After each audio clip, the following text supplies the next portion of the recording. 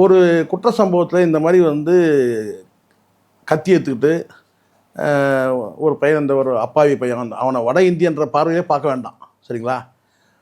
நம்ம பார்க்கணும் ஒரு அப்பாவி இளைஞன், அவன் என்ன செஞ்சிருப்பான்னு அவனுக்கு வந்து ஏதோ பேசியிருப்பானா இல்லை என்ன அவனை என்ன சொன்னான்னு கூட நமக்கு தெரியாதுன்னு வச்சுக்கோங்க, அந்த டீட்டெயில் நமக்கு வரல.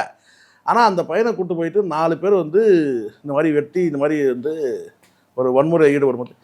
இதெல்லாம் வந்து இதுக்கு பின்னணி என்னம்மா?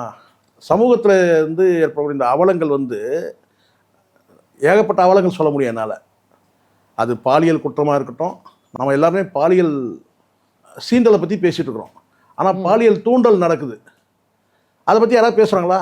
யாரும் பேச. அந்த பாலியல் தூண்டலுக்கு வந்து முக்கிய காரணமாக இருக்குது சினிமா, மீடியா. கண்டிப்பாக சார், அடிப்படை அதுதானே. கண்டிப்பாக ஒரு காலகட்டத்தில்மா ஒரு விஷயம் நான் சொல்ல மாட்டேன், மறைஞ்சி செய்யக்கூடிய தப்பெல்லாம் இன்றைக்கி வந்து பட்டவர்த்தனமாக வெளிப்படையாக திறந்த வெளியில் செய்கிற மாதிரி ஆயிடுச்சு.